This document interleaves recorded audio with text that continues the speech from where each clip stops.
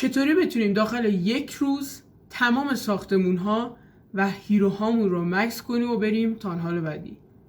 تا آخر این ویدیو با من باش تا بهت آموزش 0 تا 100 رو بهت بگم.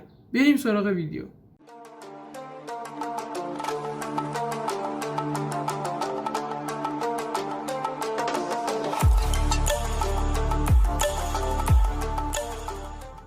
خب بریم ویدیو رو شروع کنیم. من از این 2 نفری که زیر ویدیو قبلیم برام کامنت گذاشتن ممنون میشم و اینکه کامنتاشون اینجا براتون میذارم.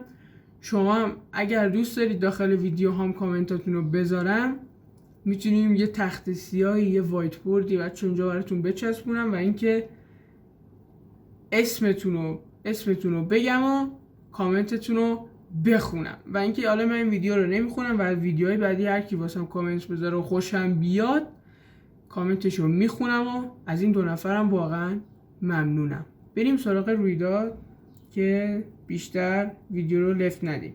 خب بچه شما رو رویداد میزنی. اینجا شما 4 هفته فرصت داری که همه این کارا رو انجام بدی.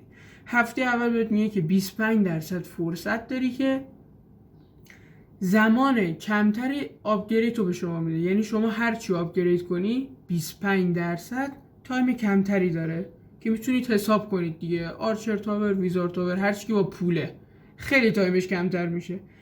میریم سراغ هفته دوممون. هفته دوممون 9 روز فرصت داریم.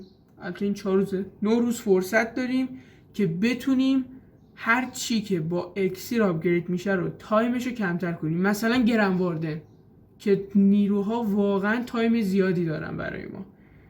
گرم واردن، مخزن طلا، اینا خیلی راحت میتونید آپگرید کنید و تایمش رو بیارید پایین. میریم سراغ هفته 4مون که بمبه میتونید تمام نیروهاتون رو آپگرید کنید. فقط این ساختمون جدیده که واسه تانها 17 اومده، توی که داری تانها 17 داری نگاه میکنی نمیتونی ساختمون جدیدات که با اکسیر بعضیاشون آپگرید میشه 3 قسمت دیگه، قسمت سوم یا دومش که آپگرید میشه واسه تخفیف روزانه نمیخوره. اینم از همین. و هفته 4مون که دیگه میترکونه، شما میتونی هرچی با طلا، اکسیر، نمیدونم اکسیر سیاه، هرچی از تو به راحتی آپگرید کنی و بدی بالا. به همین راحتی میتونی تو یه روز خودتو بکشی بالا. خیلی ساده. امیدوارم که از این ویدیو خوشتون اومده باشه. تا ویدیو بعدی خدا یار و نگهدارتون.